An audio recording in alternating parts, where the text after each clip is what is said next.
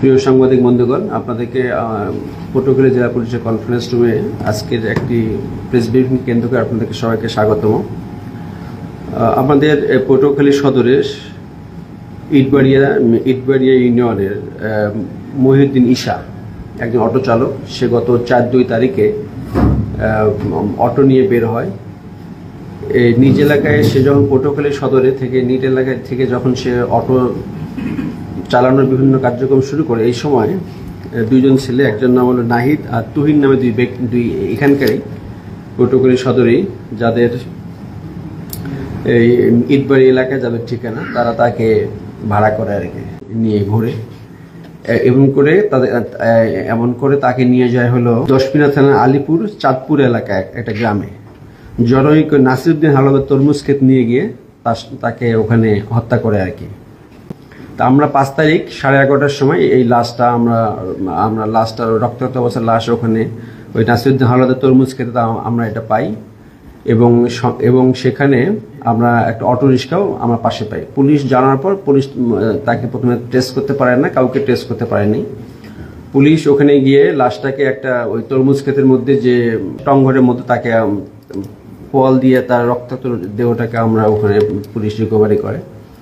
এরপর পুলিশ আমরা ঘটনাস্থলে আমাদের জেলা পুলিশের ঊর্ধ্বতন কর্তৃপক্ষ সিনিয়র অফিসাররা ওখানে গিয়ে ভিজিট করে।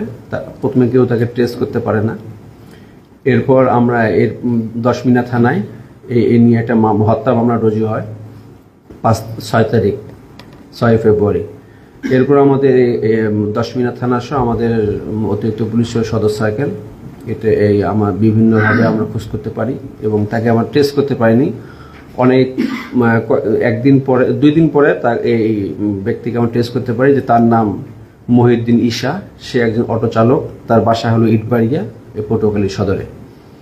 তাদের উদ্দেশ্য ছিল যে এই গাড়িটা মাইরে দেব, তাদের প্ল্যান, তাদের ভাষা আর কি, এই গাড়িটা খেয়ে দেওয়া বা মাইরে দেবো। আমরা এই ছেলেটাকে 4 তারিখ তারা ছেলেটাকে নিয়ে বলে যে আমরা টিকটক করতে যাচ্ছি। বিভিন্ন জায়গায় তারা রাস্তায় হাটে লোহালিয়া ব্রিজ পার হয়ে 10 মিনিট এলাকায় তারা যায়।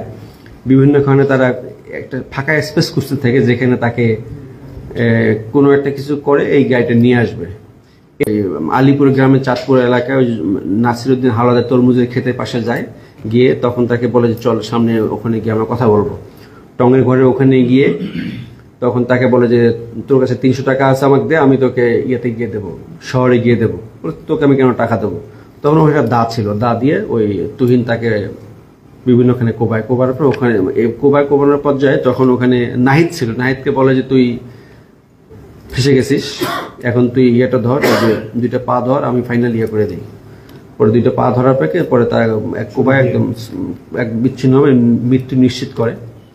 মৃত্যু নিশ্চিত করার পর ওরা যখন অটোটা নিয়ে আসবে, এই অবস্থায় ছেলেটার যে ভিকটিম মহিউদ্দিন ঈশা, তারা কি ওই যে অটোর চাবিটা ওখানে পোয়ালের মধ্যে কোথাও ইয়ে হয়ে গেছে, মিসিং হয়ে গেছে। অনেক খোঁজাখুঁজি করছে, এরপর তারা আর ওইটা পায়নি। তারপর ওরা বলছে যে কাজটা হয়ে গেল, এখন তো অটো পাচ্ছি না। তখন তারা ওটা ওভাবে রেখে তারা চলে এসে পাশে একটা জায়গায় ওই ভিকটিমের একটা মোবাইল ছিল, ওই মোবাইলটা পুকুরে ফেলাই দিয়ে ওরা যে যার মতো করে চলে যায়। ভিক্টিমের পকেটে যে 300 টাকা ছিল, এটা 100 টাকাতে 200 টাকা নিয়ে তুহিন এবং নাহিদ চলে যায়। হত্যা বিষয়টা কিন্তু দুইটা কিন্তু ডিফারেন্স। টিকটক তো এখন অনেকেই করতেছে, এর মাধ্যমে সমাজ বিভিন্নভাবে প্রলুব্ধ হচ্ছে, উপকৃত হচ্ছে। বা টিকটকের নাম করে যখন আরেকজন এভাবে যাচ্ছে, সেক্ষেত্রে সবাইকে এই বিষয়ে একটু অ্যালার্ট থাকা দরকার যে আমি আমার পরিচিত লোকের সঙ্গে মিশবো, এবং পরিচিত লোকের অটোতে বা গাড়িতে বা রিক্সায় সেক্ষেত্রে আমি যাব। আমরা বিশ্লেষণ করি তার বিভিন্ন রোড কোন দিকে যায়, তার অটোটা বিভিন্ন রোড ব্যবহার করে কোন রোডে কিভাবে যায়, এরকম প্রায় 50-60টা সিসি, প্রত্যেকটা সিসিটিভি ক্যামেরা আমরা বিশ্লেষণ করে ওই অটোটাকে কোথায় কোথায় যায়, কোন রোড ব্যবহার করে, শেষ পর্যন্ত কোথায় গিয়ে শেষ হয়।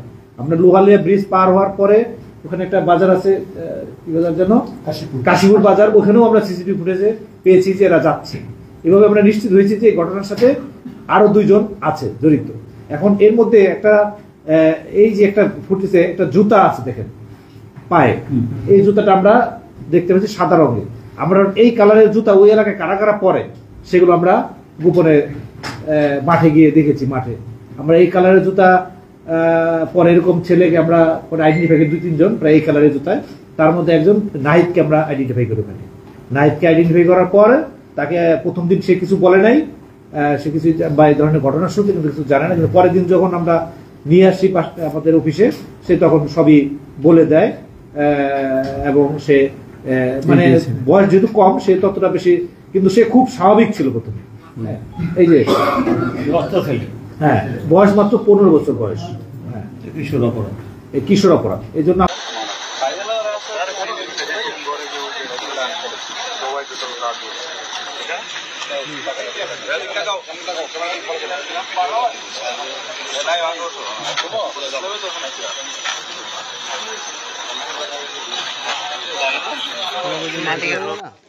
খুনি ধরছে।